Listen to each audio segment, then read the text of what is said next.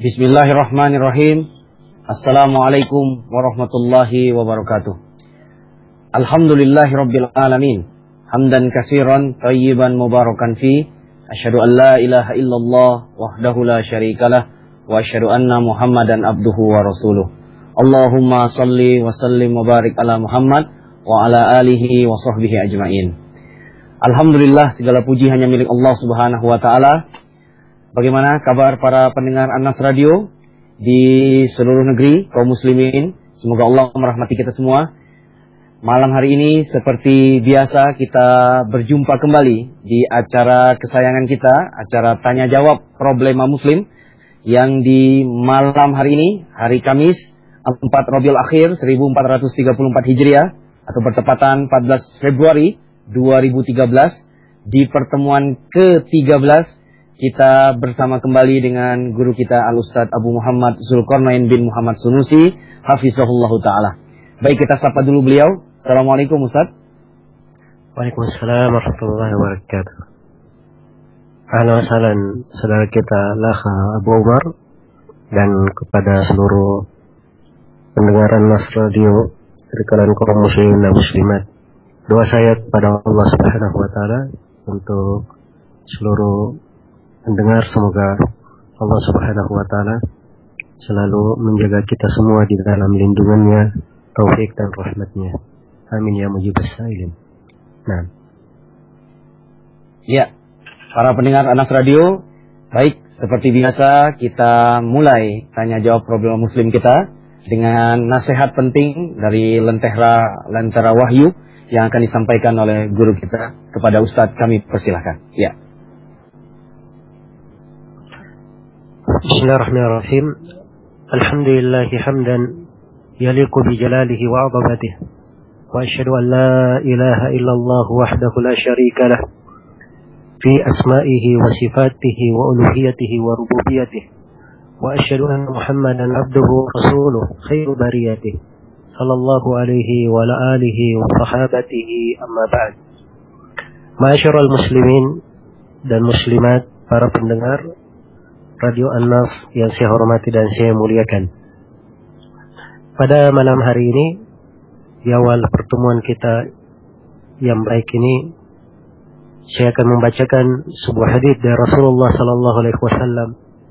Semoga dengan pembacaan hadits ini dan penghayatan kita terhadapnya menjadi awal keberkahan di pertemuan kita di malam hari ini, dan selalu mewarnai kebaikan di dalam kehidupan kita di hari-hari mendatang, di dalam kehidupan dunia ini. Dan semoga Allah Subhanahu wa taala menjadikan di belakangnya amalan-amalan salih dan kebaikan-kebaikan yang bisa menjadi untuk kita semua kelak di kemudian hari.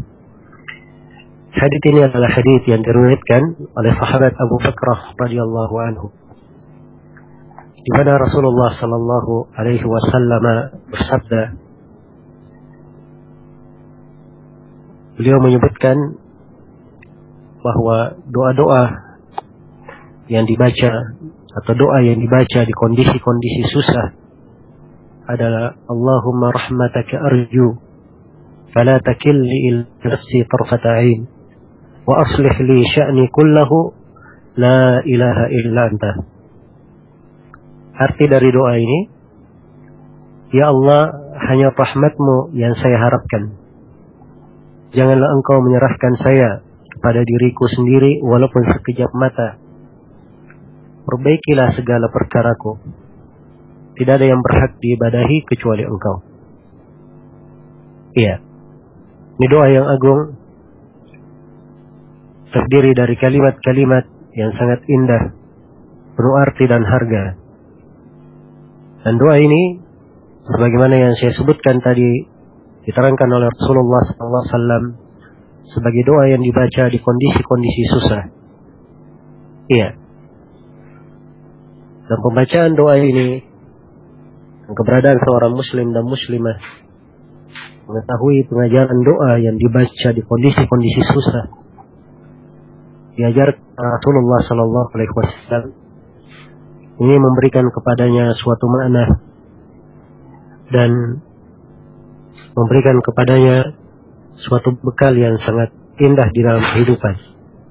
Bahwa seorang muslim dan muslimah itu dibekali oleh Allah Subhanahu wa taala hal-hal yang menjaga kebaikannya, menjaga keimanannya, menjaga keterikatannya dan ketergantungannya kepada Allah Subhanahu wa taala. Tidak seperti sebagian manusia di kondisi-kondisi susah, ia malah semakin jauh dari Allah Subhanahu wa taala. Bahkan tidak jarang kita ketemukan orang-orang yang di kondisi-kondisi susah malah jatuh di dalam berbuat kesyirikan, mengingkari takdir dan ketentuan Allah Subhanahu wa taala, bergelimang dengan dosa dan kemaksiatan. Ya. Karena itu arti dan makna doa ini sangat indah untuk diperhatikan. Rasulullah mengajarkan doa, Allahumma rahmataka arju. Ya Allah, hanya rahmatmu yang saya harapkan. Demikianlah keadaan seorang muslim dan muslimah. Hanya mengharap rahmat Allah Subhanahu wa taala. Segala yang di langit dan di bumi ada dengan rahmat Allah Subhanahu wa taala. Segala kebaikan yang kita dapatkan di dunia ini semuanya adalah karena rahmat Allah Subhanahu wa taala. Maka kita hanya mengharap rahmat dari Allah Subhanahu wa taala. Dengan rahmat Allah lah segala kebaikan akan didapatkan oleh seorang hamba. Kemudian di kelanjutan doa, fala takilni ila nafsi tarfata ain. Janganlah engkau menyerahkan saya kepada diriku sendiri walaupun sekejap mata. Ya. Terdapat di dalam kandungan dari potongan doa ini bahwa seorang hamba hendaknya selalu bertawakal kepada Allah, bersandar kepadanya dan bergantung kepada apa yang ada di sisi Allah Subhanahu wa taala. Karena kalau dia bertawakal kepada Allah, Allah akan mencukupinya. Wa may yatawakkal 'ala Allahi fa huwa hasbuh. Barang siapa yang bertawakal kepada Allah, dialah Allah yang akan mencukupinya. Dan Rasulullah sallallahu alaihi wasallam bersabda, "Walau annakum tatawakkaluna 'ala Allahi haqqa tawakkuli, la razaqakum kama turzaqu at-tayr. Taghdu khimassa wa taruhu bitana." Andai kata kalian itu bertawakal kepada Allah dengan sebenar-benar tawakal, pastilah Allah akan memberikan rezeki kepada kalian seperti burung diberi rezeki. Bagaimana burung itu diberi rezeki? Ia selalu berada dalam kecukupan. Padahal burung ini tidak memiliki perbendaharaan harta, tidak memiliki gudang makanan, juga tidak memiliki tabungan, tidak memiliki rekening, semisal dengannya. Iya. Tapi di waktu pagi burung ini berangkat dalam keadaan perutnya kosong, di waktu sore dalam keadaan sudah penuh. Maka demikianlah hamba kalau dia bertawakal dengan sebenar-benar tawakal, Allah akan mencukupinya. Karena itu kita memohon kepada Allah rahmatnya agar supaya kita tidak disandarkan kepada diri kita sendiri walaupun sekejap mata. Fala takilni ila nafsi tarfata ain. Janganlah engkau menyerahkan saya kepada diriku sendiri walaupun sekejap mata. Iya. Dan terdapat di dalam doa ini peringatan bahwa seorang hamba tidak boleh bersandar kepada dirinya. Apapun yang dia miliki dari kekuatan, kekuasaan, harta, dan kepemilikan, jangan dia merasa bahwa dia bisa berdiri sendiri tanpa rahmat dan kebaikan dari Allah Subhanahu wa taala. Iya. Kemudian di kelanjutan doa, wa aslih li sya'ni kullahu. Perbaikilah segala perkaraku.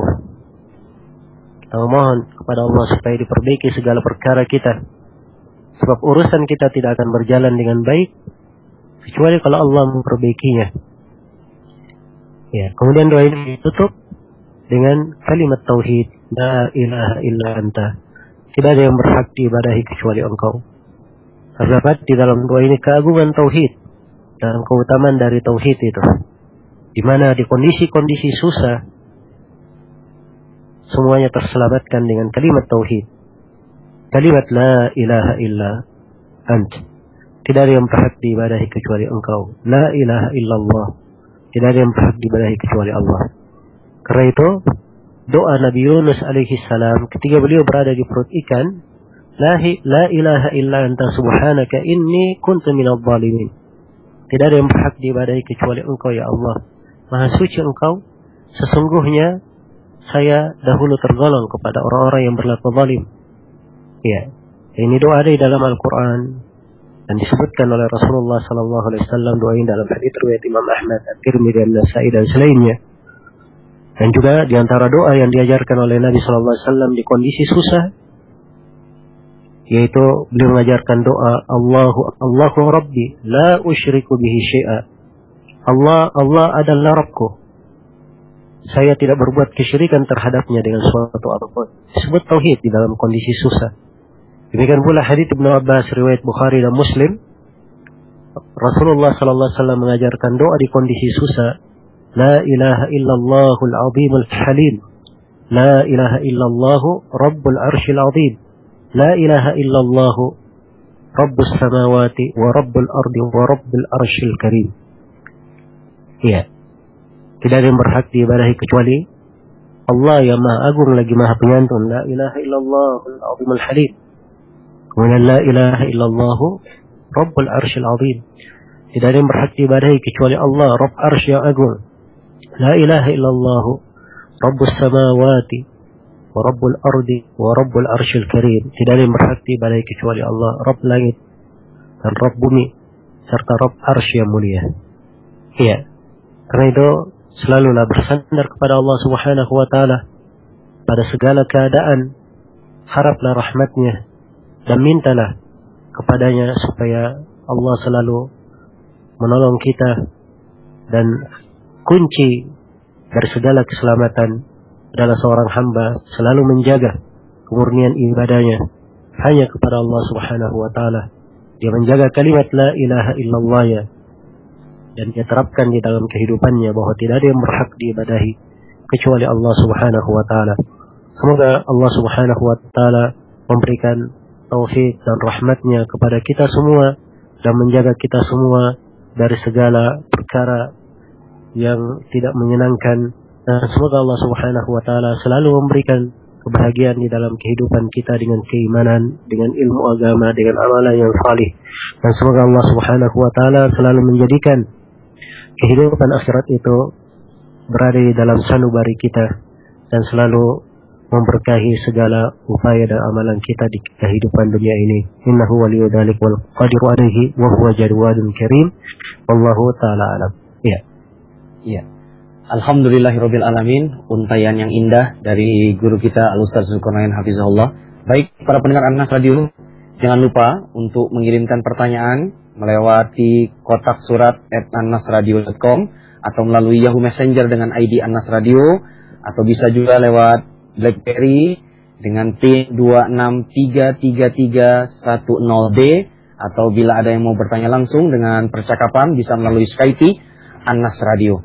Baik para pendengar An-Nas Radio di seluruh negeri, ada pertanyaan Ustadz yang pertama dari Yahoo Messenger dari Titi Komala. Afwan, ana mau bertanya Ustadz, apakah benar kalau membunuh anak sendiri sang ayah tidak bisa dihukum?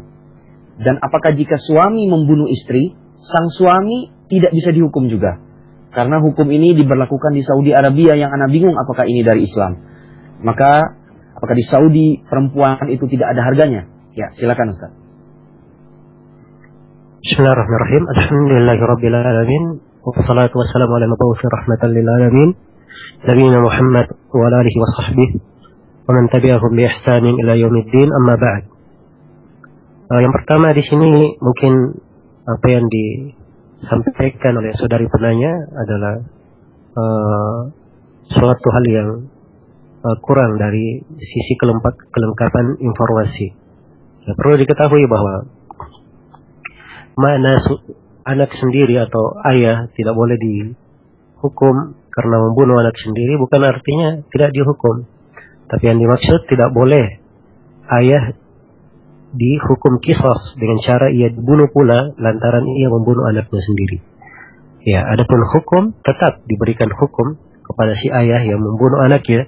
Tapi kalau dia dihukum dengan hukum qisas, ini tentunya tidak, karena Nabi Shallallahu Alaihi Wasallam telah menyebutkan bahwa la yuqtalu walidun biwaladi, bahwa seorang ayah itu tidaklah dibunuh, dijatuhkan hukum qisas dengan cara dibunuh lantaran dia membunuh anaknya sendiri.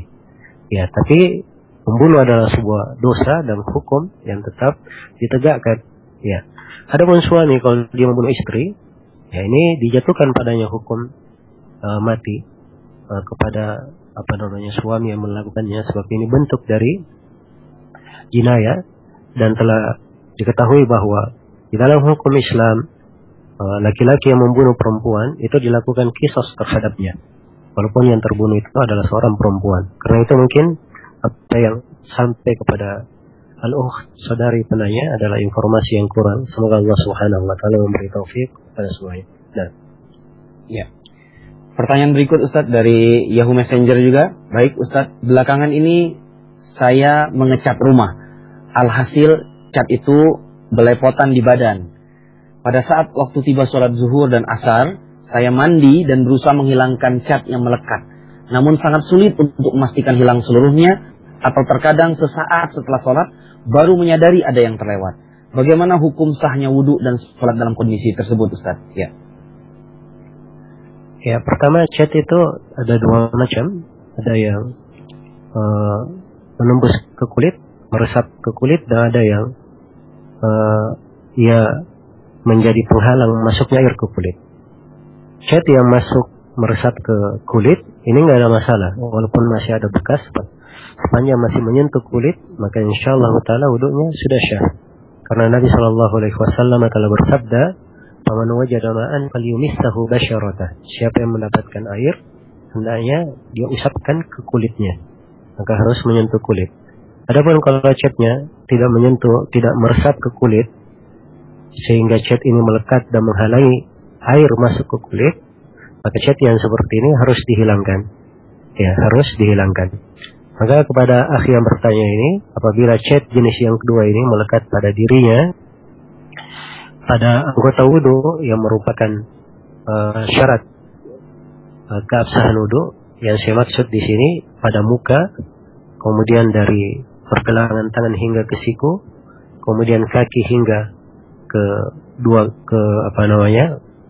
mata kaki. Apabila cat berada di situ dan dia mendapatinya setelah sholat, maka dia wajib untuk mengulangi sholatnya, karena wudunya tidak dianggap syah dengan hal tersebut. Masih ada air yang belum menempel ke kulitnya yang wajib dia cuci, yang merupakan syarat keabsahan wudunya. Dan dimaklumi bahwa cat yang tidak melekat ke kulit atau cat yang tidak meresap ke kulit itu bisa untuk dicabut, bisa untuk dihilangkan. Wallahu ta'ala alam. Ya. Ya. Pertanyaan berikut Ustaz dari Al-Ahdani Rahmat. Ustaz, bolehkah kita mendoakan mayit pada saat ziarah kubur? Dan apakah boleh sambil berdoa kita harus mengangkat kedua tangan kita? Ya. Ya, barakallahu fikum. Pertama, berziarah ke kuburan itu disunnahkan bukan dengan maksud untuk berdoa, tapi maksud utama berziarah ke kuburan adalah untuk mengingat akhirat. Di dalam hadits Buraidah yang diriwayatkan oleh Imam Muslim, Rasulullah sallallahu alaihi wasallam bersabda, "Kuntu nahaitukum an ziyaratil qubur fazuruha fa innaha tudzakirukum al-akhirah." Dulu saya melarang kalian dari berziarah ke kuburan, maka sekarang berziarahlah kalian ke kuburan, karena ziarah ke kuburan itu mengingatkan kepada akhirat. Iya. Jadi kalau dasar seorang berziarah ke kuburan maksudnya adalah benar untuk mengingat akhirat, setiba dia di kuburan, ya tentunya ada etika ketika dia berada di kubur. Di antara etikanya adalah dia membaca doa untuk para penghuni kubur dengan membaca Assalamualaikum ya ahlad diyar minal muslimina wal muslimat minal mu'minina wal mu'minat wa inna insya'allahu bikum lahikun nas'alullaha lana walakumul afiyah. Ya.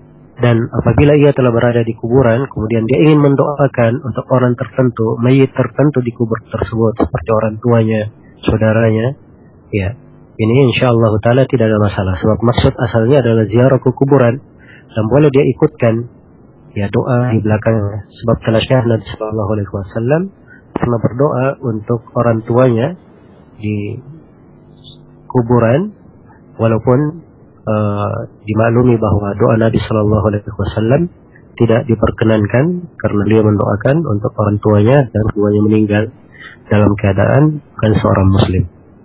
Iya.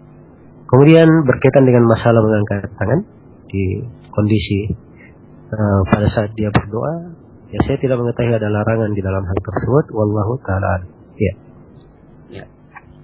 Pertanyaan berikut Ustadz dari Al-Ah Andi di Manado. Ustadz, hukumnya bagaimana berjabat tangan dengan ibu mertua atau bibi atau mahram yang lainnya? Ya. Ya, sepanjang itu adalah mahram, maka tidak ada masalah berjabat tangan. Itu bagian dari akhlak yang baik dan dari suatu adat istiadat dan kebiasaan yang berlaku umum di tengah masyarakat. Dan itu adalah hal yang insyaallah taala merupakan perkara yang baik sepanjang itu adalah mahramnya. Adapun kalau perempuan bukan mahramnya, tidak boleh berjabat tangan dengan perempuan yang bukan mahram. Karena Rasulullah sallallahu alaihi wasallam bersabda di dalam hadits Ma'qil bin Yasar yang diriwayatkan oleh Imam At-Tabarani, Al-Baihaqi dalam Syu'abul Iman dan selainnya, la yuta'ana ahadukum fi ra'sihi bi mikhyatin khairul lahu min an tamassahu imra'atun laysat mahraman lahu. Andai kata salah seorang dari kalian ditusuk jarum di kepalanya, itu lebih baik baginya daripada ia menyentuh perempuan yang bukan mahramnya. Wallahu taala alam. Ya. Ya. Pertanyaan berikut Ustaz dari Abu Salman, Al-Ah Abu Salman Majalengka. Ustaz, apa hukumnya azan di telinga bayi yang baru lahir dan bagaimana cara mentahnik bayi? Ya. Ya, di sini ada dua masalah yang ditanyakan. Yang pertama tentang adzan di telinga bayi yang baru lahir. Ada memang beberapa hadits yang menjelaskan tentang hal tersebut, dan ini yang banyak diamalkan di tengah masyarakat, bahwa diadzankan di telinga kanannya dan diiqamatkan di telinga kirinya. Namun sangat disayangkan seluruh hadits yang menjelaskan tentang syariat adzan di telinga bayi itu adalah hadits-hadits yang lemah. Hadits-hadits yang lemah tidak bisa saling menguatkan. Karena dasar hukumnya pada hadits yang lemah, maka tidak boleh seorang mengamalkan hal ini. Iya. Karena itu saya simpulkan bahwa tidak disyariatkan mengadhankan di telinga bayi yang baru lahir. Adapun yang disyariatkan adalah pertanyaan yang kedua, yaitu mentahnik. Iya. Bagi orang tuanya boleh dia mentahnik, dia kunyakan kurma untuk anaknya yang baru lahir sehingga halus.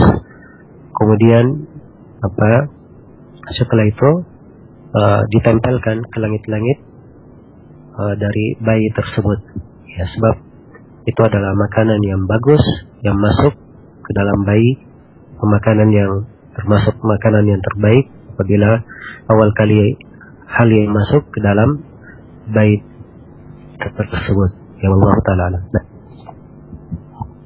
Ya, pertanyaan berikut Ustadz dari Al-Ah Abu Hamzah di Solo. Ustadz, bagaimana hukum membuat usaha MMT, digital sablon maksudnya, di mana ketika dapat orderan untuk membuat poster semisal untuk pilkada, bagaimana penghitungan zakat harta ketika sudah mencapai nisab? Ya. Baik, berkaitan dengan masalah pekerjaan jenis ini untuk sablon, berarti ini adalah hasil dari suatu usaha. Ya. Apabila dia berkaitan dengan hasil, maka dia hanya mengeluarkan zakatnya apabila harta yang dia pegang, upah yang dia pegang ini sudah mencapai nisab dan telah dia pegang selama setahun. Ya. Jadi yang dihitung adalah upahnya berapa yang diberikan kepadanya.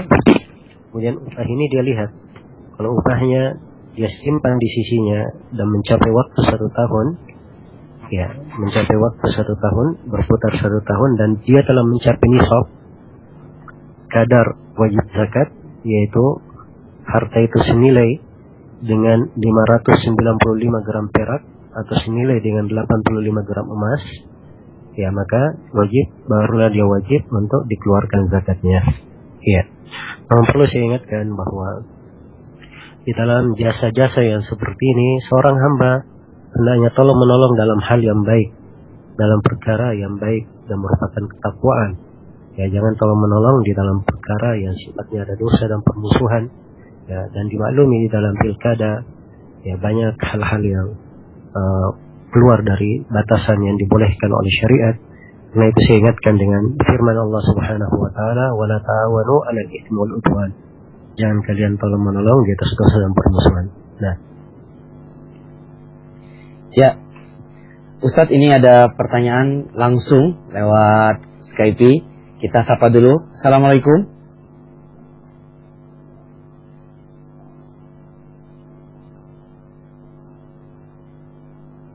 Iya. Ya, assalamualaikum.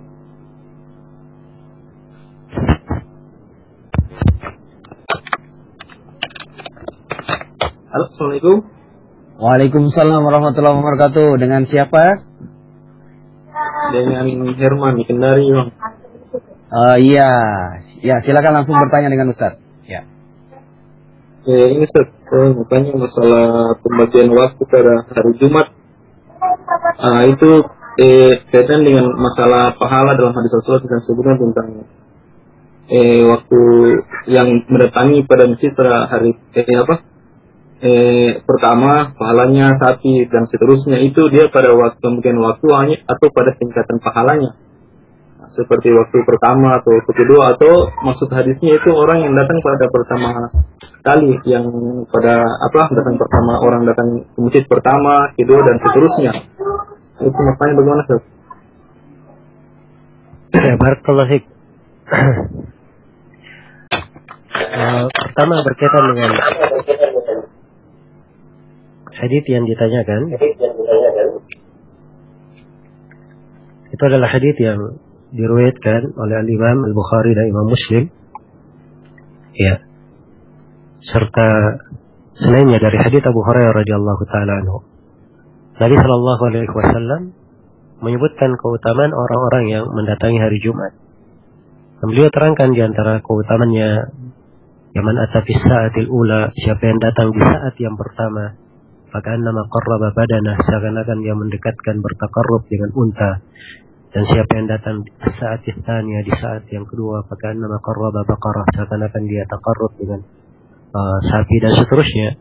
Maka yang disebut di situ adalah saat, bukan berkaitan dengan masalah siapa yang duluan datang ke masjid, tapi berkaitan dengan waktunya. Ada saat pertama, saat kedua, ketiga, keempat, kelima, sehingga masuk ke waktu Jumat. Maka sisa dibagi saja. Andai kata matahari terbit jam 6, maka dari jam 6 dan waktu duhur misalnya waktu Jumat jam 12 dibagi menjadi 6 saat. Ya, itulah saat-saatnya. Maka siapa yang datang di jam 6 itu lebih utama dari orang yang datang di jam 7, lebih utama dari orang yang datang di jam 8. Ya, sebab di hadits-hadits yang lain juga telah ditegaskan tentang keutamaan orang-orang yang at-tabkir, orang-orang yang yubakiruna, mereka ini berpagi-pagi mendatangi masjid di hari Jumat. Ya wallahu taala. Nah. Iya. Baik, jazakallahu khair Al-Ah dari Kendari tadi. Baik, kita lanjutkan Ustaz. Pertanyaan berikut dari Al-Ah Andi Nur Alam. Ustaz, ana lagi cuti di kampung Zauji. Ana pernah belikan keluarga sebuah televisi. Nah, sekarang ana mau merusakkan TV-nya agar tidak bisa dipakai lagi. Setiap tengah malam ana coba siram dengan air di tabung, tapi ana tidak pernah dapatkan kesempatan.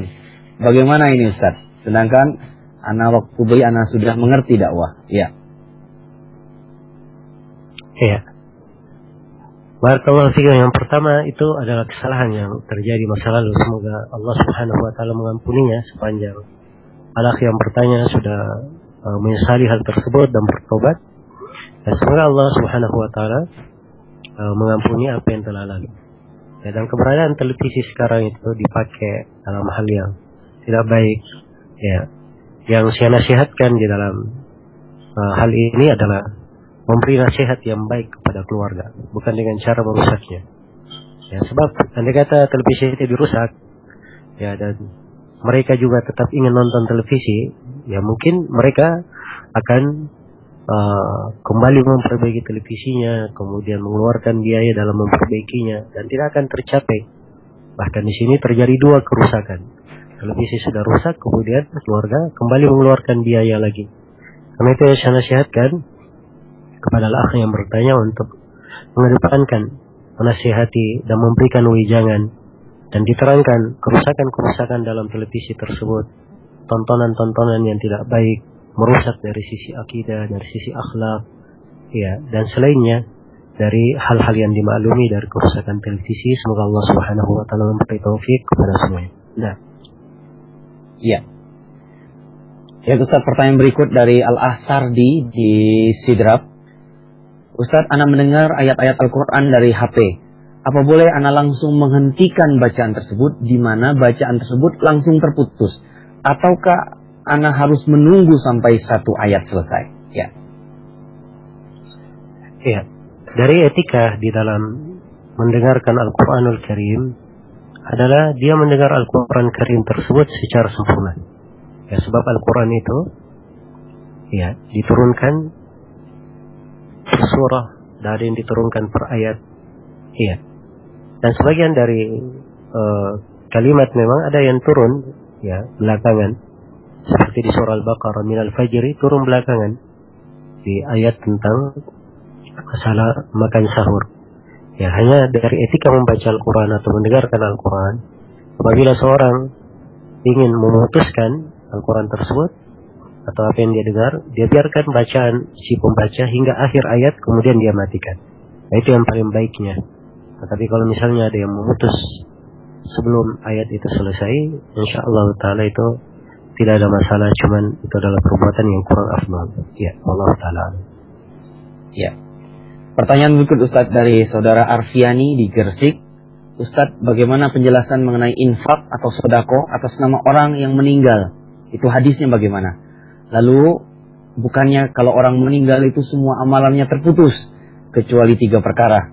Amal jariah, ilmu yang bermanfaat, dan anak yang soleh. Ya. Ya, barakallahu fikum. Memang hadis itu adalah hadis yang sahih, diriwayatkan oleh Imam Muslim. Dari hadis Abu Hurairah, Rasulullah SAW bersabda, "Idza mata al-insanu inqata'a min 'amalihi illa min thalath, shadaqatin jariyah, aw ilmin yuntafa'u bih, aw waladin salih yad'u lahu." Apabila seorang manusia meninggal akan terputus seluruh amalannya kecuali 3 perkara. Yang pertama adalah amal jariah. Ya, amalan jariah yaitu dia membuat sebuah amalan yang pahalanya terus mengalir. Ya, apakah dalam bentuk wakaf, masjid, dan semisalnya. Yang kedua adalah ilmu yang bermanfaat. Dia menyampaikan kebaikan ilmu, ya, diterima oleh orang yang menerimanya menyampaikannya lagi kepada orang lain. Nah, ini amalan tidak akan terputus. Demikian pula anak saleh yang mendoakan untuknya. Anak yang saleh yang mendoakan untuk orang tuanya. Dan kata doa di situ mengandung 2 kemungkinan. Doa bermakna doa permohonan, anak mendoakan, memohonkan untuk orang tuanya, dan bisa doa bermakna ibadah, yaitu anak beribadah kepada Allah Subhanahu wa taala dan ibadahnya tersebut pahalanya juga sampai kepada orang tuanya. Ya, dan dua makna ini dua-duanya ada di dalam hadis Rasulullah sallallahu alaihi wasallam. Karena itu datang dalam sebagian hadis ada seorang yang ibunya sudah meninggal, kemudian dia menyembelihkan untuk orang tuanya, atau ya, maka Nabi sallallahu alaihi wasallam mengizinkan untuk hal tersebut. Karena itu untuk seorang anak kewajibannya apabila orang tuanya telah meninggal, dia menjadi anak yang salih, menjadi anak yang baik, sehingga setiap kali dia beramal dengan amalan yang salih itu juga sampai kepada orang tuanya. Iya. Jadi kalau yang ditanyakan infak dan sedekah atas nama orang yang meninggal, nah orang yang meninggal itu adalah orang tuanya, maka insyaallah taala walaupun dia tidak atas namakan, kapan dia beramal kebaikan itu juga sudah sampai untuk orang tuanya. Iya. Sudah sampai untuk orang tuanya. Adapun infak dan sedekah untuk diniatkan pahala untuk orang lain selain daripada orang tuanya, ini silang pendapat di kalangan para ulama apakah itu sampai atau tidak. Yang benarnya bahwa itu tidak sampai, karena Allah Subhanahu wa taala berfirman di dalam Al-Qur'an, wa alla taziru waziratun wizra ukhra, atau wa laysa lil insani illa ma sa'a, bahwa semuanya manusia tidak akan mendapatkan sesuai kecuali apa yang diamalkan saja. Ya, wallahu taala alam. Ya. Pertanyaan berikut, Ustaz, dari seorang hamba Allah dari email gmail.com.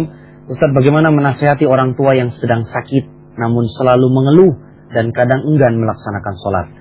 Lalu pertanyaan kedua, bagi masbuk di manakah letak membaca doa minta perlindungan dari 4 perkara? Apakah setelah sholawat atau tasyahud akhir bersama imam, atau sebelum salam di akhir rakaat yang diganti? Ya. Baik. Adapun pertanyaan yang pertama tentang orang tua yang sakit selalu mengeluh dan kadang enggan melaksanakan sholat. Di sini kewajiban kita adalah memberi nasihat. Ya, diingatkan kepada orang tua untuk bertakwa kepada Allah Subhanahu wa taala, apalagi dia di kondisi sakit. Diingatkan bahwa kehidupan ini tidak ada yang kekal. Ya, semuanya akan kembali kepada Allah, dan diingatkan bahwa kehidupan di akhirat itulah kehidupan yang hakiki, kehidupan yang abadi. Keberuntungan di sana itulah hakikat dari keberuntungan, dan siapa yang merugi di sana itulah hakikatnya orang yang merugi. Ya, karena itu diingatkan untuk dia bersabar, dan diingatkan bahwa kesabaran itu memiliki keutamaan dan pahala yang sangat besar. Ya, kemudian apabila seorang berkeluh kesah di dalam sakitnya, ya dia berkeluh atau tidak berkeluh sama saja, semuanya adalah ketentuan dari Allah Subhanahu wa taala. Kemudian perlu diingatkan tentang besarnya dan agungnya kewajiban sholat itu di dalam agama, bahwa sholat ini adalah fondasi dari Islam. Bahkan menurut pendapat menurut pendapat yang terkuat di kalangan para ulama, bahwa orang yang meninggalkan sholat itu bisa dianggap keluar dari keislaman. Sebab Rasulullah SAW bersabda, al-ahd alladhi bainana wa bainahum as-salah, faman tarakaha faqad kafar. Ya, perjanjian antara kami dan mereka adalah sholat. Perjanjian antara kami dan orang-orang kafir adalah sholat. Siapa yang meninggalkannya, maka dia telah kafir. Ya. Kemudian yang kedua tentang masbuk, di mana membaca perlindungan dari 4 perkara. Ya, jawabannya bahwa ini dibaca di tasyahud akhir yang merupakan sholat dia, bukan ketika ikut bersama imam.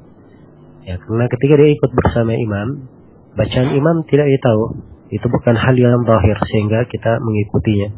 Imam itu hanya diikuti dalam perkara yang zahir saja. Kalau dia bertakbir, kita ikut takbir. Dia duduk, kita ikut duduk. Dia ruku, kita ikut ruku. Itu perkara zahir. Adapun berkaitan dengan bacaan, ya seorang hamba, seorang makmum, masbuk, dia membaca bacaannya sendiri. Jadi kalau imamnya duduk tasyahud akhir, masbuk belum tasyahud akhir, dia ikut dibacaannya sendiri. Ya, dan dia membaca doa perlindungan dari 4 perkara nanti di salam terakhir yang dia lakukan ketika rakaatnya telah dia ganti. Wallahu taala alam. Ya. Ya. Pertanyaan berikut Ustadz dari Al-Uhteti di Bekasi melalui BBM. Ustadz, saudara saya seorang kontraktor dan dia disuruh untuk merehab, maksudnya merenovasi ini sebuah gereja. Apa hukumnya kalau dia menerima pekerjaan tersebut? Ya. Ya, seorang muslim hendaknya bertakwa kepada Allah Subhanahu wa taala dan tidak masuk ke dalam perkara-perkara yang dilarang di dalam syariat.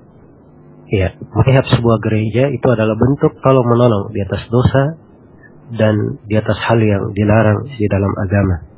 Dan Allah Subhanahu wa taala telah berfirman, "Wa ta'awanu 'alal birri wat taqwa wa la ta'awanu 'alal itsmi wal 'udwan." Tolong menolonglah kalian di atas kebaikan dan ketakwaan, dan jangan kalian tolong menolong di atas dosa dan permusuhan. Ya, dan dimaklumi bahwa bersyirikat di dalam membangun, merehab sebuah gereja itu adalah bentuk tolong menolong dalam sebuah hal yang mungkar. Semoga Allah Subhanahu wa taala memberikan taufik kepada semuanya. Ya, dan seorang muslim hendaknya yakin bahwa kalau dia meninggalkan hal-hal yang seperti ini, dia wajib mengetahui bahwa Allah tidak akan melantarkannya, bahkan mungkin itu akan dijadikan sebab dia diganti dengan hal yang lebih baik. Rasulullah SAW bersabda, "Walan tada'a syai'an ittiqa Allah illa abdalakallahu khairan min."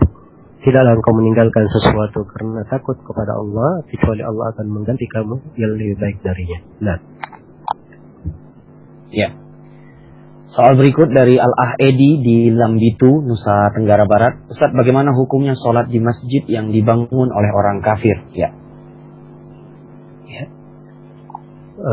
Telah disebutkan oleh para ulama di dalam buku-buku fikih bahwa masjid sepanjang dia adalah masjid boleh untuk dilakukan sholat di sana. Adapun harta, kalau dia berasal dari harta orang kafir, itu tidak memberikan pengaruh dalam hukum masjid tersebut. Nah, maka boleh sholat di masjid itu. Wallahu ta'ala alam. Iya. Berikutnya Ustadz Al-Ahwi Bowo di Jambi. Ustadz, saya mau menanyakan tentang memperbanyak doa di waktu sujud. Apakah boleh dengan bahasa Indonesia? Ya. Ya, barakallahu fikum. Rasulullah sallallahu alaihi wasallam bersabda dalam hadits Abu Hurairah riwayat Muslim, "Aqrabu ma bainal 'abdi wa baina rabbih wa huwa sajid, fa'aktsiru fihi minad du'a." Sedekat-dekat seorang hamba dengan Rabbnya adalah ketika dia sujud, maka perbanyaklah doa di dalamnya. Doa itu sebaiknya dalam bahasa Arab, sebab itu adalah bahasa Al-Quran. Ya, dan sebaiknya doa di dalam sujud itu adalah doa dari lafaz yang diajarkan oleh Nabi Sallallahu Alaihi Wasallam. Sebab di dalam doa sujud tidak boleh membaca doa dari Al-Quranul Karim. Kalau dia tidak mampu, dia ingin membaca menggunakan bahasa Indonesia, insyaAllah ta'ala tidak ada masalah. Iya.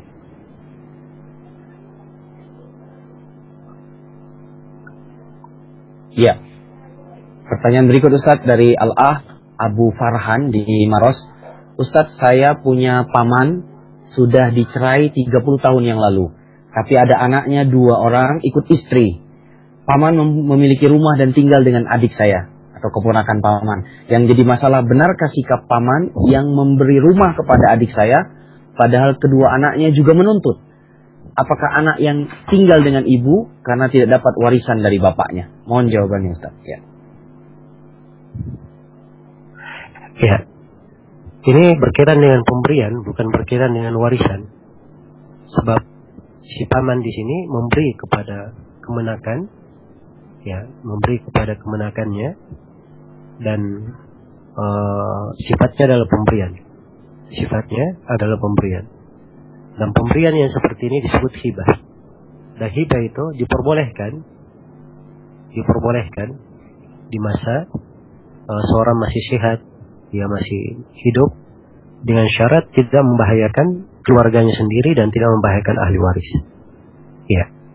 Oke, ini masalah pemberiannya saya nggak tahu dari sisi harta pamannya ini keadaannya bagaimana, keterkaitannya antara harta tersebut untuk anak-anaknya bagaimana, saya tidak bisa membaca dan memahami dari pertanyaan al-akh yang bertanya. Tapi ukurannya itu tadi. Ini apa yang dilakukan oleh paman di sini sifatnya adalah hibah. Ya, dan hibah itu yang perlu dilihat apakah dia membahayakan ahli warisnya, membahayakan keluarganya atau tidak. Itu saja. Allah Ta'ala. Ya. Ya. Pertanyaan berikut Ustadz dari Al-Uh Umu Ilyas di Bekasi. Ustadz, teman Ana membuka usaha warnet. Ana sudah menasihati untuk menutupnya karena banyak mudaratnya. Tetapi dia berdalih bahwa boleh karena hukum membuka warnet sama dengan hukum menjual pisau. Mohon penjelasannya Ustaz. Ya, bagus. Sebenarnya si penanya si yang dinasihati sudah mengerti bahwa membuka warnet sama dengan menjual pisau. Ya, sekarang pisaunya dipakai pada hal yang tidak baik. Ya, kebanyakan orang memakai pisau itu untuk membunuh, ya, untuk menyembelih hewan ternak orang lain. Ya, maka kalau diketahui hal yang halal itu dipakai untuk hal yang haram, dimaklumi keharamannya.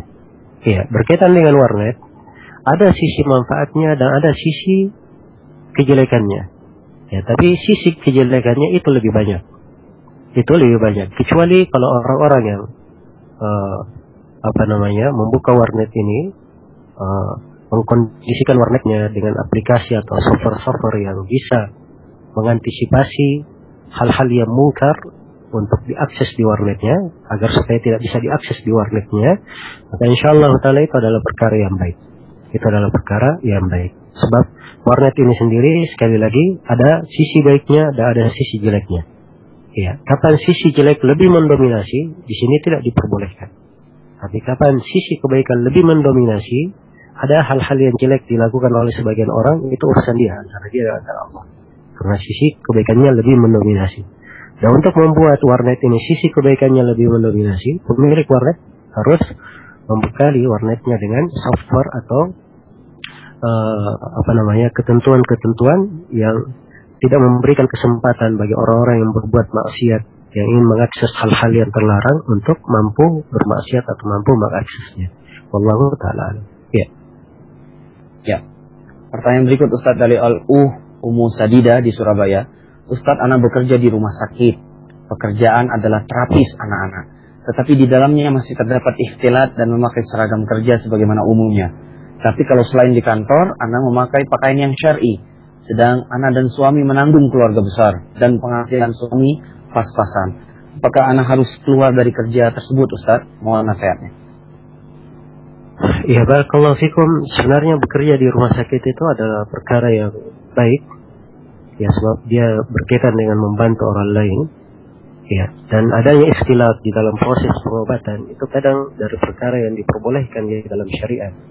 Dari perkara yang dibolehkan di dalam syariat. Sebab ini dari udur-udur, dari bentuk dari masyaqqah yang diberikan keringanan. Ya, karena itu sepanjang kondisi yang disebut oleh penanya di sini bahwa di selain kantor ia tetap memakai pakaian syar'i dan juga tujuan pekerjaannya adalah membantu meringankan keluarganya karena keluarga besar, ya, dan memberikan pendapatan yang baik untuk keluarga, maka insyaallah taala ya ini adalah hal yang tidak mengapa insyaallah. Cuma saya nasihatkan kepada saudari penanya supaya selalu bertakwa kepada Allah dan selalu menjaga semampu mungkin untuk memenuhi hijab syar'inya dan ketentuan syariat yang tidak ikhtilat sesuai dengan kemampuannya pada saat pengobatan tersebut. Ya, wallahu taala alam. Ya.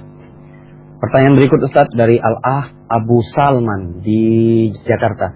Ustaz, bagaimana hukumnya dengan seorang istri atau anak-anak yang mereka menerima nafkah dari suami mereka, akan tetapi ternyata sang suami mendapatkan hartanya tercampur dengan yang haram, akan tetapi si istri tidak mengetahuinya. Sementara pada asalnya si istri adalah wanita yang solehah. Dia percaya saja kalau suaminya amanah dalam mencari rizki. Apakah istri ikut berdosa atau bagaimana? Pertanyaan kedua, Ustaz, Anda mengikuti seputar pembahasan persyaratan murabahah dengan syarat barang sudah menjadi milik penjual. Dan juga syarat penjual tidak boleh memaksa jika pembeli batal membeli barang yang dipesan. Dalam keadaan pembeli membatalkan niat untuk membeli pesanannya, apakah boleh bagi penjual untuk merasa kesal atau kecewa karena calon pembeli tidak memenuhi janjinya? Mengingat yang disyaratkan, ia tidak boleh memaksakan kepada pembeli untuk membeli barang yang telah dipesan. Ya, silakan, Ustaz. Ya, baik. Adapun pertanyaan yang pertama berkaitan dengan penghasilan suami yang bercampur dengan haram dan ini tidak diketahui oleh si istri. Iya. Kalau tidak diketahui oleh si istri itu bukan dari tanggung jawabnya, bukan dari dosanya. Allah tidak membebani seseorang pada hal yang di luar kemampuannya. La yukallifullahu nafsan illa wus'aha. Allah tidak membebani seseorang kecuali sesuai dengan kemampuannya. Dan memang kita tidak dituntut untuk mengetahui hal-hal yang samar dan hal yang seperti itu kadang bukan hal yang mesti untuk kita ketahui. Ini sisi yang pertama. Kemudian sisi yang kedua, andai kata suami pun memiliki penghasilan yang bercampur dan diketahui oleh istri, dia tahu bahwa suaminya ada penghasilan yang halal dan ada penghasilannya yang di situ ada syubhat dengan hal yang haram seperti muamalah riba dan semisal dengannya. Maka dalam hal yang seperti ini dosa ditanggung oleh suami, oleh orang yang melakukannya secara langsung, tidak ditanggung oleh istri. Kaidahnya di dalam hal ini, di dalam kondisi yang seperti ini, disebut oleh al-fuqaha al-ithmu alal mubashir. Dosa dilakukan oleh orang yang melakukannya secara langsung. Ya, dalilnya adalah Nabi sallallahu alaihi wasallam, beliau bermuamalah interaksi dagang dengan orang-orang Yahudi. Ya.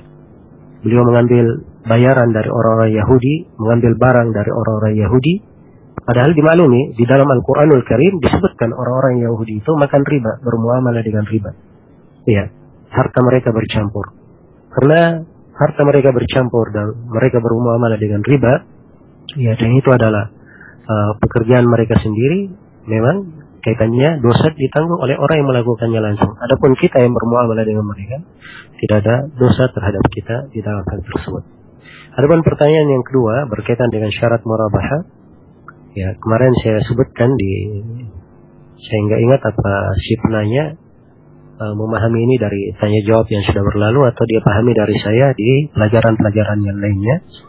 Jelas bahwa suatu transaksi, ya, yang berkaitan dengan pesanan, ya, berkaitan dengan pesanan, dan ini disebut dengan nama bai'ul murabahah lil amir bisyara, jual beli murabahah, keuntungan bagi orang yang memerintah, orang yang meminta untuk dibelikan barang bagi pemesan. Itu disyaratkan, saya sebutkan ada 3 syarat.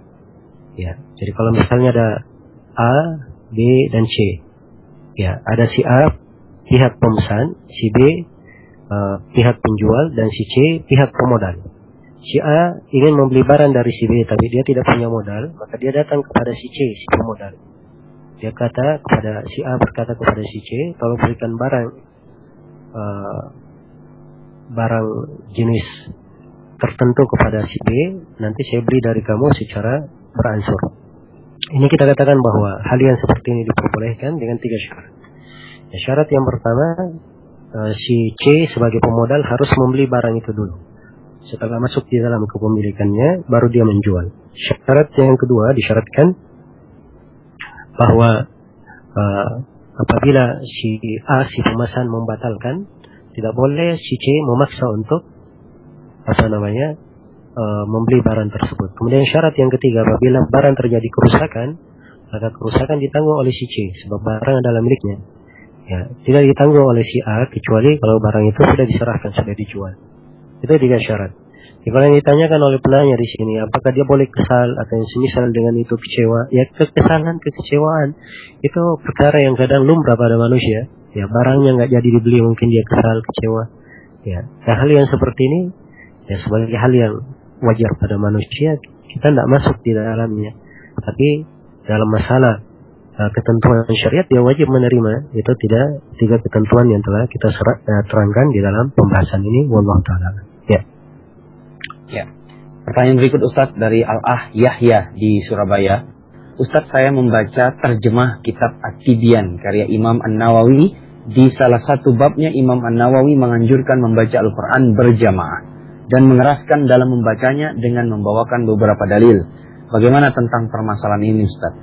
Bukankah ada larangan membaca Al-Quran berjamaah dan mengeraskan suara? Ya. Iya, memang betul hal tersebut dari sebagian pendapat Imam An-Nawawi rahimahullahu ta'ala, sebagian ucapan beliau. Tapi itu adalah pendapat yang tidak kuat di kalangan ulama. Yang benarnya bahwa tidak disyariatkan membaca Al-Quran secara berjamaah. Ya, bahkan yang disyariatkan adalah membaca sendiri-sendiri.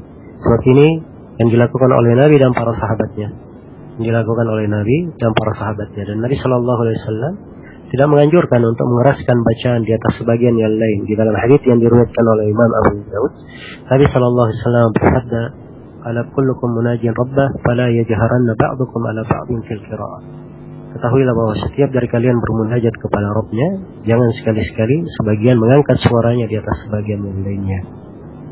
Ada dalil-dalil yang disebutkan oleh Imam Nawawi tentang kebolehan membaca secara berjamaah. Itu adalah dalil-dalil yang mengandung kemungkinan, ya, dan sisi-sisi yang dari sisi tahqiq, kedetailan ilmiah akan memberatkan pendapat selain dari yang dikuatkan oleh Imam Nawawi rahimahullah. Karena itu saya ingatkan bahwa apa yang disebutkan oleh Imam Nawawi bukanlah pendapat yang kuat di kalangan para ulama. Wallahu ta'ala alam. Ya. Ya. Pertanyaan berikut Ustaz dari hamba Allah di Makassar. Ustaz, saya seorang yang kerja di apotik, yang mana kondom itu diperjualbelikan secara umum. Yang kadang membeli kondom tersebut adalah anak-anak muda. Saya terkadang berbohong mengatakan tidak ada kondom. Kalau pemilik apotek sedang tidak ada di tempat, dan saya katakan ada, kalau pemilik ada di tempat. Benarkah sikap saya itu Ustaz? Mohon penjelasan. Ya, berkaitan dengan sebuah barang yang diperjualbelikan,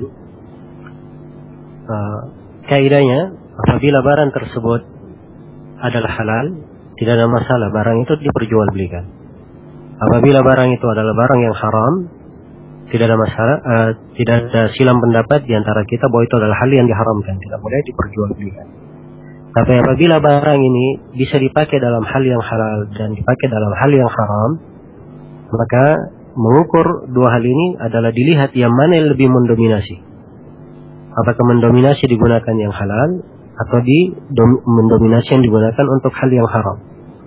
Kalau diketahui didominasikan digunakan untuk hal yang haram, tidak boleh seorang tolong menolong di dalam hal ini. Tapi kalau dia tidak tahu dalam perkara ini, ya dia tidak mengerti, dia tidak bisa mengukur dalam perkara ini, maka di dalam hal ini asalnya sepanjang barang itu, apalagi kondom, asalnya adalah hal yang diperbolehkan. Hal yang diperbolehkan, jadi sepanjang itu adalah hal yang diperbolehkan, maka tidak ada masalah dia menjualnya. Kecuali kalau dia pastikan bahwa ini digunakan pada hal yang salah, ya, maka di kondisi yang seperti ini dia tidak boleh tolong menolong di dalam perbuatan dosa. Ya, Allah Taala.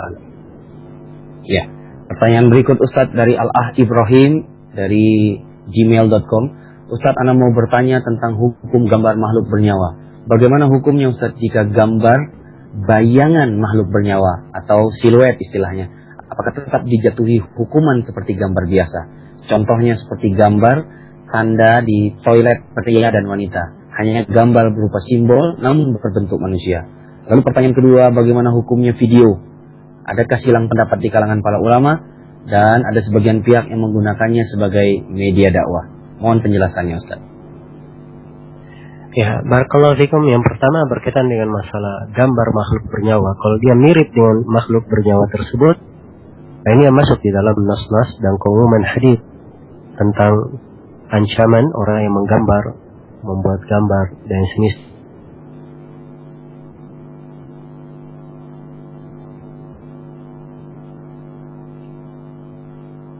Rasulullah Sallallahu Alaihi Wasallam ketika disebutkan tentang gereja-gereja di Habasyah bahwa di situ ada gambar-gambar di ya, maka Nabi bersabda, ulaika syirarul khalqi indallah, mereka adalah sejelek-jelek makhluk di sisi Allah, dan selainnya dari hadis-hadis ya.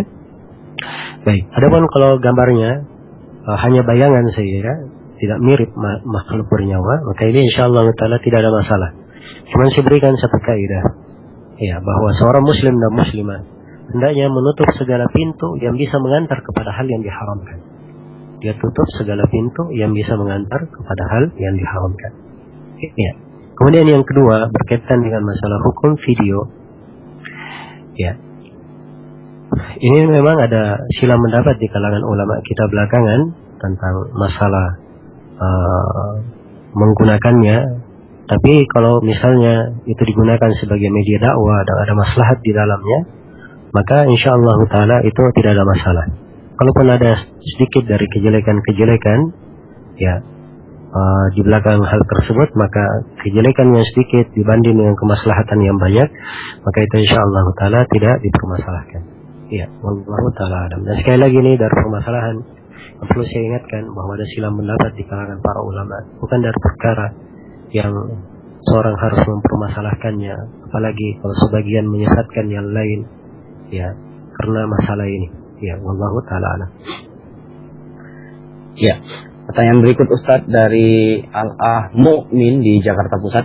Ustadz, apakah tuntunan ketika kita mendengar nama Nabi Muhammad SAW, apakah mengucapkan Allahumma sholli alaihi? Ya.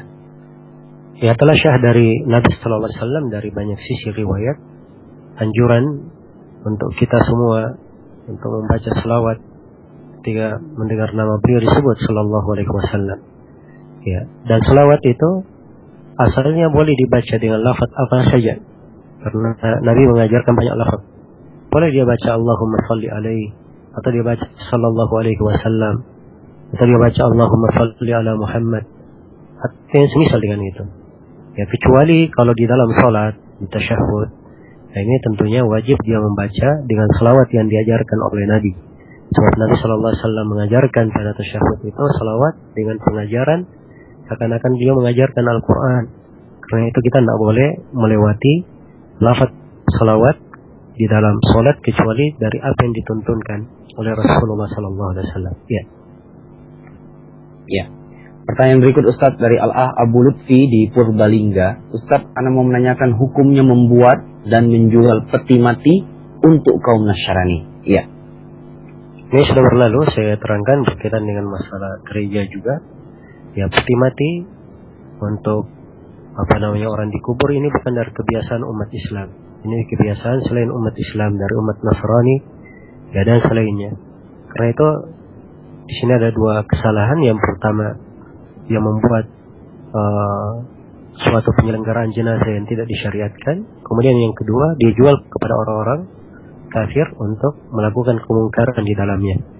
Dan saya ingatkan sekali lagi dengan firman Allah, wala ta'awanu 'alal itsmi wal 'udwan. Jangan kalian tolong menolong di atas dosa dan permusuhan. Nah.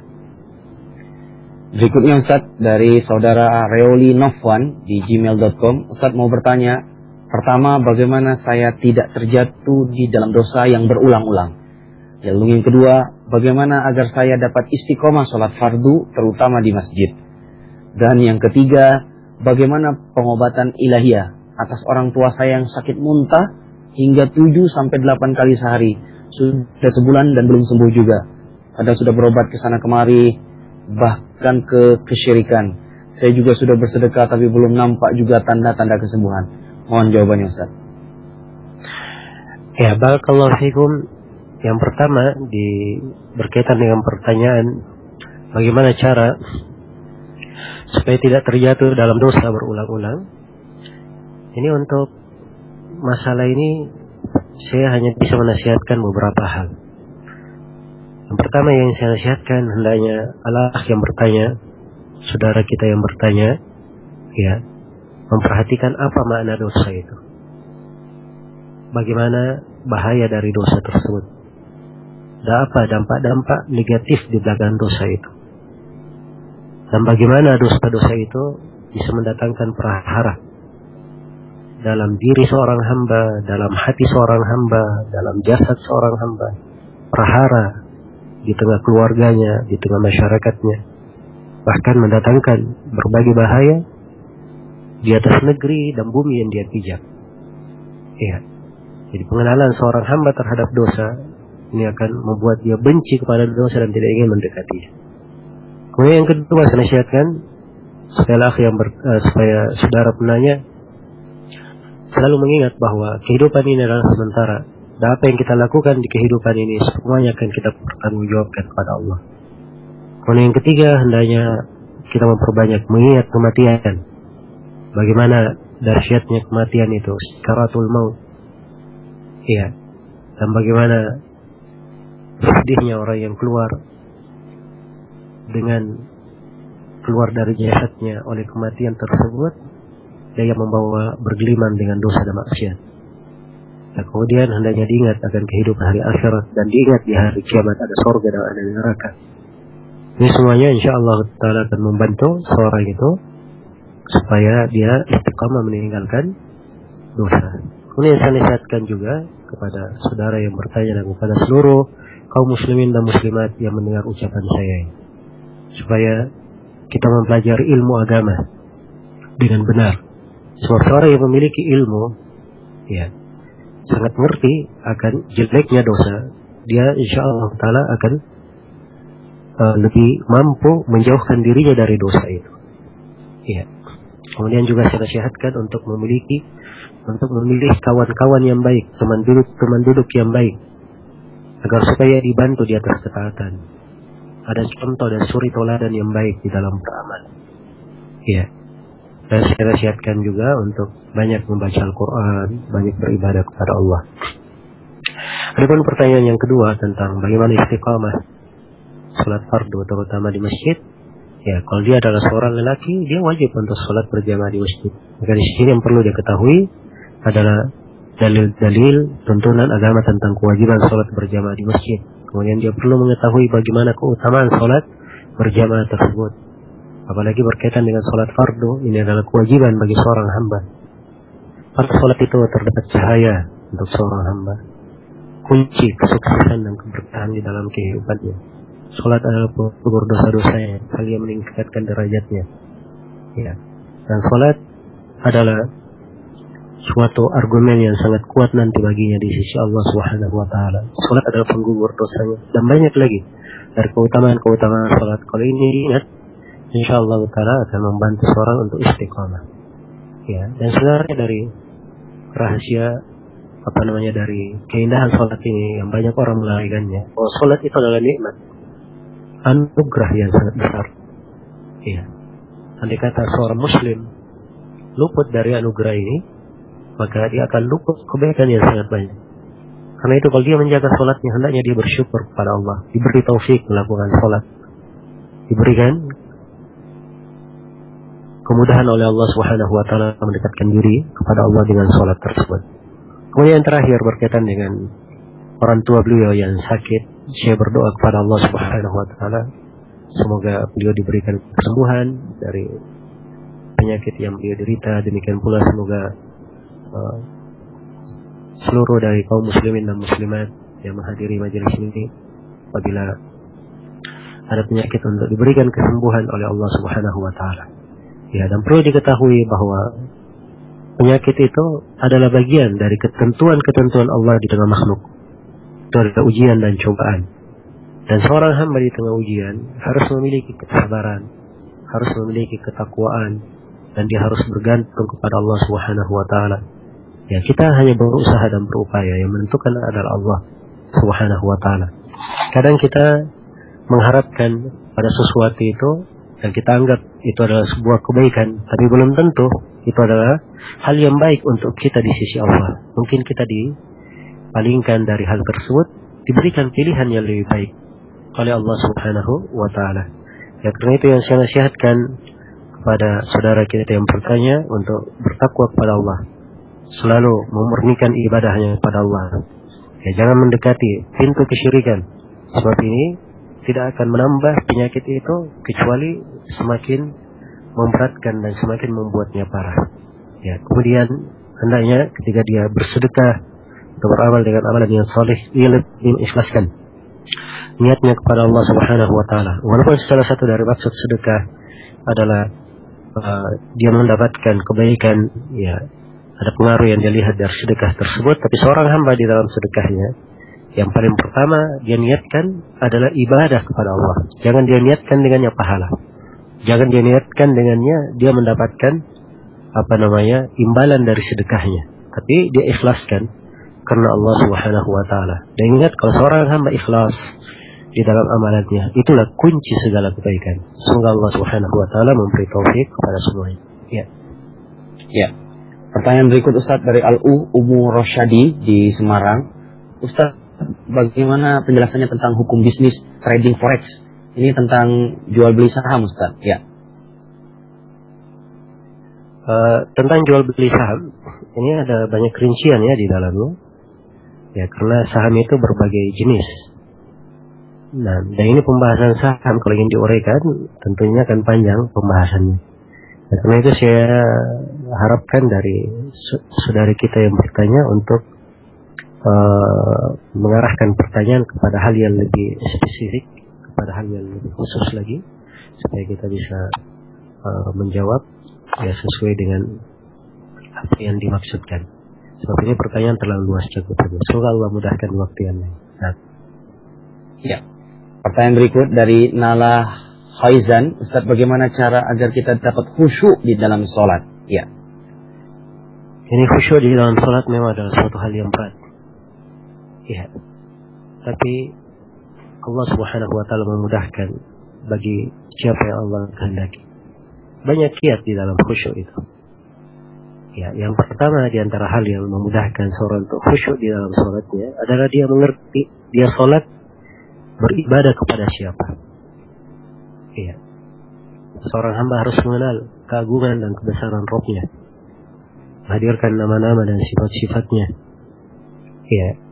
Kalau dia di atas kondisi ini, maka insyaAllah ta'ala dia akan mendapatkan suatu hal yang menakjubkan dari kehusyukan di dalam sholat itu.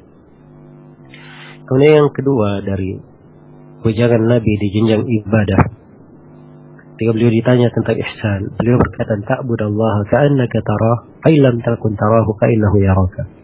Engkau beribadah kepada Allah seakan-akan engkau melihatnya. Kalau engkau tidak mampu melihatnya, maka ketahuilah bahwa Allah melihatmu. Sebutkan dua jenjang di sini. Dan ini jenjang khusyuk dalam seluruh ibadah, dalam salat dan selainnya. Yang pertama, dia merasa dalam ibadahnya dia melihat Allah. Ya. Dan ini jenjang yang sangat tinggi. Sebab untuk sampai ke sana seorang hamba perlu ilmu, pengetahuan agama yang kuat, kedekatan kepada Rabb-Nya, ibadah yang sangat besar, sehingga ia sampai kepada hal tersebut. Dan ini adalah jenjang yang sangat tinggi. Kalau dia tidak mampu, maka ada jenjang yang kedua. Ketahuilah bahwa Allah melihatmu, Allah memperhatikanmu. Iya. Kita di kehidupan ini kalau kita bekerja disaksikan oleh atasan kita akan bekerja dengan serius. Apalagi kalau atasan sudah menetapkan sanksi-sansi. Iya. Kita serius dalam bekerja. Nah, ini di kehidupan ini itu ada di tabiat manusia. Maka seorang hamba kalau dia menghadirkan keagungan dan kebesaran Rabb-Nya, Allah yang maha agung, maha perkasa, maha segera siksaannya, Allah subhanahu wa ta'ala yang maha besar rahmatnya untuk hamba sedang memperhatikannya. Ya. Dan dia adalah hamba yang perlu kepada Allah subhanahu wa ta'ala, hamba yang miskin, fakir. Maka ini semuanya akan menyebabkan dia khusyuk. Dan di antara kiat untuk khusyuk adalah dia ingat sabda Nabi sallallahu alaihi wasallam yang diriwayatkan oleh Ibnu Hibban dari hadits Abu Ayyub. Beliau bersabda, "Idza qumta bis-shalati fashalli shalata muwaddi'in." Apabila kamu berdiri untuk salat, maka salatlah kamu seakan-akan itu adalah salat perpisahan. Jadi anggap salat yang kita kerjakan sekarang ini adalah salat perpisahan. Ya, setelah salat ini kita akan meninggal dunia, kembali kepada Allah. Kalau saya tanyakan kepada kalau kita tanyakan kepada diri kita semua, apa yang kita lakukan di kesempatan yang terakhir ini? Tentunya seorang yang berakal akan menggunakan kesempatan yang terakhir ini, salat yang terakhir ini, sebagai sebab pengampunannya, sebab dia masuk ke dalam surga, dan hal yang menyebabkan ia dijauhkan dari api neraka. Iya. Kemudian yang keempat dari kiat yang menyebabkan seorang itu khusyuk, dia mengerti bacaan-bacaan di dalam salat, gerakan-gerakan di dalam salat, dia hadirkan hatinya. Seorang apabila mengerti makna bacaan itu, ini suatu hal yang sangat agung sekali, mengantar dia khusyuk di dalam salatnya. Semoga Allah subhanahu wa ta'ala menugerahkan kepada kita semua kekhusyukan di dalam salat kita dan dalam ibadah-ibadah kita. Wallahu ta'ala alam. Ya. Ya. Ini pertanyaan Ustaz meminta didahulukan dari seorang hamba Allah, seorang wanita di Semarang. Ustaz, saya ingin bertaubat. Saya telah berzina dengan pacar saya dan sekarang dia meninggalkan saya. Kami masih sama-sama mahasiswa dan dia beralasan belum siap menikahi saya. Orang saya termasuk berada. Bagaimana kalau saya ingin menikah sekarang, Ustaz? Ya, mohon penjelasannya, Ustaz. Yang pertama tentang keinginan untuk bertobat kepada Allah subhanahu wa ta'ala, ini adalah hal yang terpuji. Seandainya si penanya bersyukur kepada Allah subhanahu wa ta'ala yang memberikan taufik kepadanya, ada keinginan untuk bertobat tersebut. Semoga Allah subhanahu wa ta'ala selalu mensucikan hatinya dan membersihkan dirinya dan mengampuni dosa dan kesalahannya. Kemudian perlu diketahui bahwa perbuatan zina ini itu adalah perbuatan yang keji di dalam agama kita. Allah firman, "Wala taqrabuz zina innahu kana fahishatan wa sa'a sabila." Janganlah engkau mendekati zina. Sungguhnya zina itu adalah suatu kekejian dan jalan yang sangat buruk. Ya, dia disebut dengan dua sifat, kekejian dan jalan yang sangat buruk. Tidak ada di belakang perbuatan zina itu suatu kebaikan apapun. Suatu kebaikan apapun. Karena itu hendaknya seorang hamba yang bertobat kepada Allah subhanahu wa ta'ala dari perbuatan yang tidak baik ini. Kemudian yang ketiga berkaitan dengan masalah hukum menikah antara dua orang yang berzina. Ini diperbolehkan oleh para ulama dengan dua syarat. Syarat yang pertama, dua orang yang berzina, keduanya telah bertobat kepada Allah subhanahu wa ta'ala. Dia telah bertobat. Sebab laki-laki dan perempuan berzina tidak boleh dinikahkan kecuali setelah bertobat. Ya. Kemudian yang kedua disyaratkan bahwa apabila telah terjadi perzinahan harus dipastikan pada perempuan rahimnya kosong. Ya. Rahimnya dalam kondisi kosong. Dan untuk memastikan rahim ini kosong adalah dengan menunggu haid dengan satu kali haid. Dan apabila perempuan itu sudah hamil, maka di sini tidak boleh dinikahkan kecuali setelah melahirkan. Ya, tidak boleh dinikahkan kecuali setelah melahirkan. Kemudian yang keempat yang perlu saya ingatkan di dalam hal ini bahwa seorang muslim dan muslimah, apalagi di kondisi seperti ini banyak fitnah, ya, walaupun dia memiliki bagian dari agama, punya ilmu pengetahuan, tapi ia menceburkan dirinya di dalam fitnah dan pelanggaran, di dalam hal yang bisa membangkitkan syahwatnya, bisa mengarahkannya kepada kemaksiatan. Ini adalah perkara yang membahayakannya. Perkara yang membahayakan. Iya. Dan seorang jangan ada yang merasa aman, keimanannya kuat, jangan ada yang merasa dirinya kuat menghadapi fitnah dan bujukan syaitan. Nah, karena itu yang saya nasihatkan di sini untuk setiap hamba berusaha sebaik mungkin untuk menjaga kehormatan dirinya, dan menikah itu adalah cara yang mulia bagi seorang perempuan untuk menjaga kehormatannya. Ya, apabila ini dia sudah mengarah ke sana, ya semoga Allah Subhanahu wa taala memberikan taufik dan pertolongannya. Wallahu taala alam. Ya. Ya. Ustaz dari Al-Uhdini, Ustaz ana mau bertanya, bagaimana hukumnya jika seorang istri itu menggunakan uang simpanan pribadi dari hasil jualan sendiri, atau menggunakan mas kawin untuk dibelanjakan tanpa izin dari suami terlebih dahulu? Apakah diperbolehkan atau tidak Ustaz menurut syariat? Lalu bagaimana cara menasihati suami yang mungkin masih jauh sekali dari syariat Islam, karena setiap kali dinasihati suka berkelit? Ya. Ya, mungkin di sini ada dua hal yang perlu saya jawab dari pertanyaan saudari kita yang bertanya. Yang pertama, harta yang merupakan milik istri itu adalah hartanya sendiri. Dia berhak menggunakannya walaupun tanpa seizin suami, sebab itu adalah kepemilikannya. Itu adalah kepemilikannya, dan suami tidak memiliki hak untuk melarang istrinya membelanjakan hartanya sendiri, kecuali kalau si istri membelanjakan hartanya pada hal yang maksiat, ya, pada hal yang merupakan dosa, maka itu tentunya dari tanggung jawab suami terhadap istri yang berada di bawah kepemilikannya atau di bawah tanggung jawabnya. Ya, kemudian yang kedua, ya, di dalam rumah tangga memang perlu saling nasihat menasihati antara suami dan istri. Ya, dan memang hal yang sangat riskan tatkala kepala rumah tangga adalah orang yang perlu dinasihati. Ya, sebab harusnya di dalam bahtera rumah tangga nahkodanya adalah yang paling pandai mengatur, mengarahkan, memberi nasihat kepada siapa yang ikut di atas perahunya.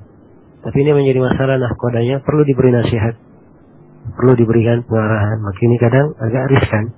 Ya, karena itu hendaknya sang istri menuntut ilmu agama dengan baik, memperbanyak menghadiri taklim supaya pandai memberikan nasihat-nasihat yang indah kepada suaminya dan melihat celah-celah dan sudut-sudut kapan dia memberikan nasihat secara tepat dan sampai ke hati suami. Ya, dan semoga Allah Subhanahu wa taala memberikan taufik kepada semuanya. Nah, ya Ustaz, pertanyaan berikut dari Al-Ah Abu Zikro di Makassar. Apakah boleh meniatkan zikir yang dibaca ketika hendak tidur di malam hari, seperti ayat kursi dan lain-lain, sekaligus dijadikan sebagai ru'yah bagi tubuh yang sakit?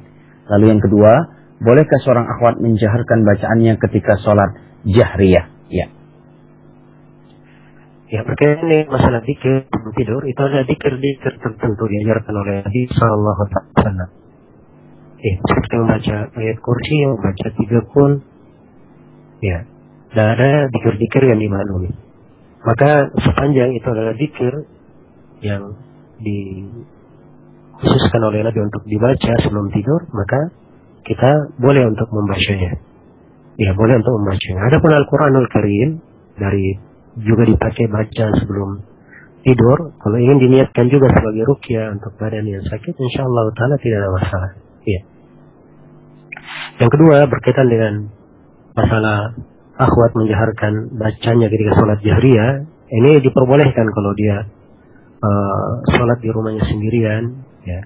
Kemudian tidak ada orang yang tidak ada orang yang mungkin terfitnah oleh suaranya, maka insyaallah taala tidak apa-apa dia menjaharkan sholat. Karena menjaharkan sholat di sholat jahriyah itu hukumnya sunnah, berlaku untuk laki-laki dan perempuan. Ya. Ya Ustaz. Dari Al-Ah Fendi di Solo, Ustaz, bagaimana menggabungkan rasa qanaah cukup dengan rasa selalu butuh atau selalu merasa kurang kepada Allah Subhanahu wa taala. Ya. Ini dua hal yang tidak bertentangan ya. Qanaah adalah sifat yang mulia, dan al-faqr ilallah, kefakiran kepada Allah Subhanahu wa taala, ya, ini juga adalah suatu sifat yang mulia. Dua hal yang disebutkan di dalam Al-Qur'an dan hadis Rasulullah sallallahu alaihi wasallam. Allah berfirman, "Ayyuhan nas, antumul fuqara'u ila Allah, wallahu huwal ghaniyul hamid." Wahai sekalian manusia, kalianlah orang-orang yang fakir kepada Allah. Nah, Allah dialah yang maha kaya lagi maha terpuji. Kita semuanya ya perlu kepada Allah Subhanahu wa taala, selalu mengharap fakir kepadanya. Ya, dan itulah keberadaan seorang hamba. Dia selalu mengharap kepada Rabb-Nya. Dan Nabi Musa alaihi salam, beliau adalah seorang nabi. Ya, beliau berdoa kepada Allah, Rabbi, bima anzalta ilayya min khairin faqir.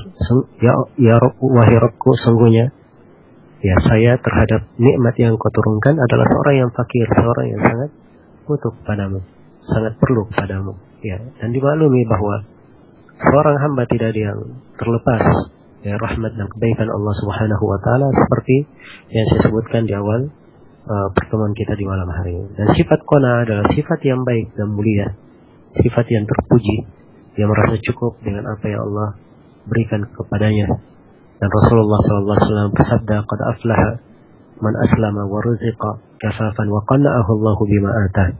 Sungguh telah beruntung orang yang berislam, diberi rezeki dengan hal yang sekadar mencukupinya, dan dia merasa qanaah dengan apa yang Allah Subhanahu wa taala berikan kepadanya. Dan qanaah ini itu adalah kecukupan sebenarnya. Karena itu Nabi sallallahu alaihi wasallam bersabda, "Al-ghina ghinal qalb." Ya, kecukupan itu adalah kecukupan di dalam hati. Dan Nabi sallallahu alaihi wasallam juga bersabda, "Laisal ghina an kathratil araq, innamal ghina ghinan nafs." Bukanlah kekayaan itu dengan banyaknya harta benda, tetapi kekayaan itu adalah kecukupan di dalam hati. Karena itu ini dua sifat yang mulia, tidak bertentangan. Tidak bertentangan. Iya. Karena kadang ada kaitannya kecukupan terhadap apa yang diberikan dari sisi keduniaan. Adapun rasa ia fakir, perlu kepada Allah, ini adalah sifat yang agung. Sebab dia tidak hanya perlu kepada harta, dia perlu kepada ilmu agama, perlu kepada penghambaan kepada Allah, perlu kepada ibadah, perlu kepada tawakal dan selainnya dari keperluan-keperluannya sebagai seorang hamba kepada Allah Subhanahu wa taala Rabbnya. Ya, wallahu taala alam. Ya. Ini pertanyaan terakhir Ustaz dari Al-Ah Abdul Fattah di Yogyakarta. Ustaz, bagaimana Islam memandang permasalahan seseorang yang meninggal dikarenakan atau diistilahkan dengan tumbal? Walaupun dirasa tidak masuk akal, namun secara realita juga terjadi. Misalnya satu keluarga meninggal secara tidak wajar, yang diistilahkan orang kejawen dinamakan tumbal. Bagaimana Islam memandang hal tersebut Ustaz? Apakah bisa dibenarkan? Lalu pertanyaan kedua, apakah hukum yang sahih tentang kopiah? Ya, silakan Ustaz. Ya, barakallahu fikum. Yang pertama, ini kejadian yang disebut oleh penanya sebagai realita. Ya, kalau memang terjadi meninggal secara tidak wajar, penyebab meninggalnya tidak wajar banyak hal.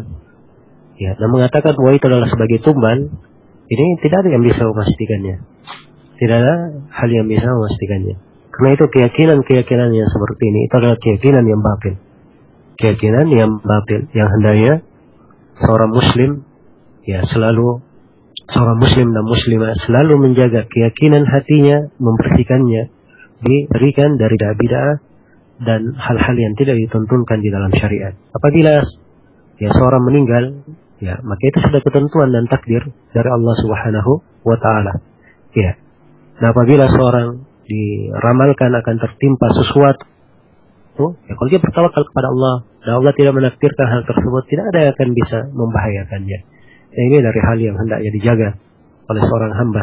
Hendaknya dia perkuat keimanannya kepada takdir, ketergantungannya kepada Allah Subhanahu wa taala, dan hendaknya dia selalu mengingat bahwa manfaat dan bahaya semuanya di tangan Allah Subhanahu wa taala. Kemudian yang kedua berkaitan dengan kopiah. Ya, kopiah boleh saja dipakai. Kopiah masuk di dalam perkara yang mubah. Ya, dan berkaitan dengan masalah menutup salat, menutup kepala di dalam salat, memang ada silang pendapat di kalangan para ulama tentang apa hukum menutup kepala di dalam sholat. Iya, sebagian ulama menganggap bahwa menutup kepala di dalam sholat itu adalah perkara yang makruh. Iya, dianggap sebagai perkara yang makruh. Sebagian ulama berpendapat bahwa tidak menutup kepala di dalam sholat itu adalah pendapat yang makruh. Dan sebagian ulama yang lain berpendapat bahwa itu bukan hal yang makruh, itu adalah perkara yang dibolehkan. Nah, karena itu di dalam masalah memakai kopiah ini, kopiah ataupun yang lainnya dari penutup kepala yang biasa dipakai oleh kaum muslimin di dalam sholatnya, itu adalah hal yang diperbolehkan. Kalau misalnya dia tinggalkan, insya Allah tidak ada masalah. Ya, tidak ada masalah. Barakallahu fikum. Semoga apa yang kita dengarkan pada pertemuan malam hari ini ada manfaatnya untuk seluruh kaum muslimin dan muslimat, para pendengar yang saya hormati, saya muliakan dan saya cintai. Dan semoga Allah Subhanahu wa taala menjadikan kita semua sebagai orang-orang yang mendengarkan ucapan yang baik dan mengambil yang terbaiknya. Dan saya mohon maaf atas segala macam kekurangan dan kesalahan. Hadanallahu wa iyyakum ajma'in. Subhanakallahumma wa bihamdik, asyhadu an la ilaha illa anta, astaghfiruka wa atubu ilaik. Walhamdulillahirabbil alamin. Ya, barakallahu fikum. Jazakumullah khairan Ustaz Zulkarnain bin Muhammad Sunusi. Kita sudah selesaikan pertemuan ke-13 dari Tanya Jawab Problem Muslim. Para pendengar Anas Radio dimanapun berada, dengan berakhirnya pertanyaan dari Al-A Abdul Fattah di Yogyakarta, selesai sudah pertemuan Problema Muslim pertemuan ke-13 malam ini. Semoga pertanyaan dan jawaban dari guru kita Al-Ustaz Zulkarnain bisa bermanfaat dan diberkahi oleh Allah Subhanahu wa taala. Kita tutup bersama dengan doa kafaratul majlis. Subhanakallahumma wa bihamdik, asyhadu an la ilaha illa anta, astaghfiruka wa atubu ilaik. Walhamdulillah. Assalamualaikum warahmatullahi wabarakatuh.